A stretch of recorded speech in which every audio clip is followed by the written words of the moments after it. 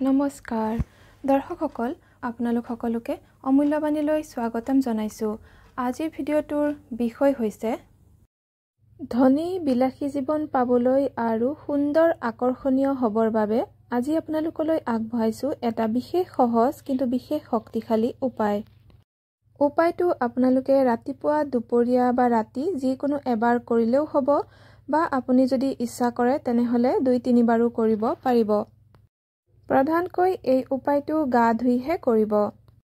চিত্ৰত দেখুওৱা হাতৰ এই অংশখিনিত আপোনালোকে লগাব লাগিব যিকোনো ধৰণৰ ইত্ৰ বা আতৰ।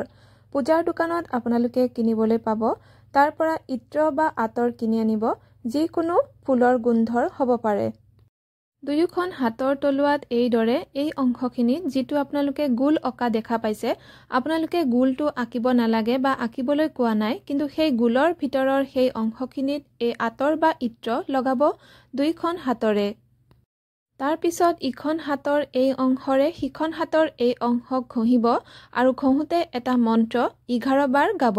মন্ত্ৰটো হৈছে ওম দ্ৰাম দ্ৰীম দ্ৰৌম সহ শুক্ৰায় নমঃ। উপায়টো সদায় কৰিব বা কেতিয়াবা কৰিব নোৱাৰিলেও কোনো কথা নাই।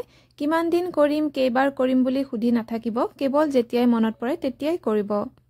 মানে কেতিয়াবা যদি থাকি যায় একো নহয়, আপোনাৰ যেতিয়া মনত পৰে পুনৰ কৰি ল'ব। এই উপায়টো যদি কৰে 21 দিনৰ পিছৰ পৰা পৰিৱৰ্তন দেখিবলৈ আৰম্ভ কৰিব। আপোনাৰ হাতলৈ টকা অহাৰ বিভিন্ন পথ মুকলি হ'ব, লগতে আপুনি দেখিবলৈও সুন্দৰ আকৰ্ষণীয় হৈ পৰিব। দৰ্শকসকল, আজিৰ ভিডিঅ'ৰ ইমানতে সামৰণি মাৰিছো। ধন্যবাদ।